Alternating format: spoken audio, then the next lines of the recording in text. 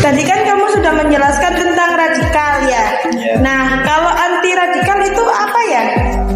Oke, kalau anti radikal itu di sini ada 3 hal.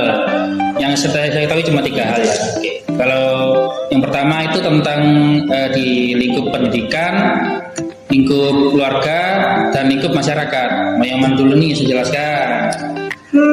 Yang paling dalam dulu deh, lingkup keluarga aja. Baik, kalau dalam lingkup keluarga itu sebenarnya keluarga tempat paling pertama anak belajar tentang sikap dan cara berpikir. Jadi peran keluarga sangat penting untuk menjaga paham radikal. Contohnya seperti mengajar nilai agama yang damai dan tidak ekstrim. Lalu membangun komunikasi yang terbuka antara keluarga, antara orang tua dan anak, supaya anak tidak mudah terpengaruh hal negatif dari luar. Selain itu, orang tua juga perlu mengawasi penggunaan media sosial dan juga internet, karena sekarang sudah banyak penyebaran paham radikal lewat sana. Dan yang paling penting, orang tua harus memberi contoh tentang sikap toleransi dan dalam kehidupan sehari-hari, karena keluarga yang harmonis bisa menjadi benteng pertama untuk mencegah munculnya paham radikal tersebut. Terus bagaimana dengan lingkup pendidikan? Nah, kalau di lingkup pendidikan, sekolah yang memiliki peran paling besar dalam membentuk pola pikir dan karakter di generasi muda ini. Caranya bisa lewat pendidikan dan karakter, seperti mengajarkan toleransi, saling menghargai, dan cinta damai. Selain itu, juga siswa dibekali literasi digital supaya tidak mudah percaya informasi atau propaganda radikal di internet. Guru juga perlu membuka ruang diskusi yang sehat agar siswa tidak mencari jawaban dari sumber yang salah. Jadi di sini guru juga bukan untuk mengajar, tapi juga membimbing dan memperhatikan perubahan perilaku siswa. Tuh, jadi bagaimana dengan lingkup masyarakat?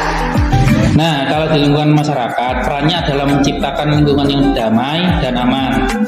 Misalnya dengan membangun toleransi antar kelompok, menghargai perbedaan suku, agama, dan budaya, lalu mengadakan kegiatan-kegiatan sosial supaya hubungan antara warga lebih dekat. Selain itu, masyarakat juga perlu peduli dan melakukan deteksi dini kalau ada hal-hal yang mengaruh ke arah radikalisme. Oh gitu ya, berarti memang semua lingkungan punya peran penting ya?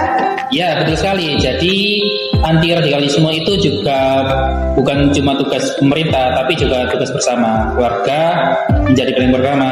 Pendidikan juga perlu menjadi pola pikir yang kritis dan toleran. Lalu masyarakat membantu menciptakan lingkungan yang damai. Kalau semuanya berjalan bersama, pencegahan radikalisme juga lebih efektif. Akan tetapi ada tidak dari orang yang berpikiran radikal ini sisi baiknya, atau memang cuma buruknya aja? Sebenarnya tidak semua hal buruk itu, karena beberapa kondisi pemikiran radikal juga punya sisi positif yang kalau diarahkan dengan benar dan tidak mengarah ke kekerasan atau kebencian. Misalnya orang dengan pemikiran radikal biasanya ingin menyelesaikan masalah sampai ke akar-akarnya, jadi bukan cuma memperbaiki permukaannya saja. Kalau selain itu, mereka juga sering punya ide-ide baru dan berani melakukan perubahan untuk melakukan perbaiki sesuatu yang dianggap tidak adil atau kurang baik. Bahkan dalam dunia ilmu pengetahuan, cara berpikir kritis kritis itu juga dibutuhkan supaya seseorang tidak mudah percaya informasi yang salah. Jadi yang perlu dibedakan itu adalah antara berpikir kritis untuk perubahan positif dengan pemikiran ekstrim yang mengarah ke kekerasan atau merugikan orang lain. Apakah ada sebuah wadah atau tempat mediasi bagi anak-anak yang terindikasi sebagai bibit-bibit radikal ini, seperti di tempat organisasi yang di bawah naungan pemerintahan atau semacamnya?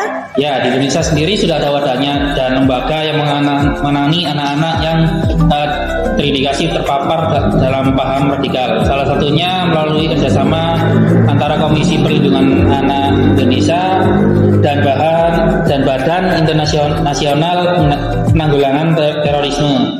Berdasarkan publikasi resmi KPAI, anak yang terpapar radikalisme tidak langsung dihukum, tetapi lebih diarahkan pada pembinaan, pendampingan psikologis, rehabilitasi sosial, serta edukasi bersama keluarga dan sekolah.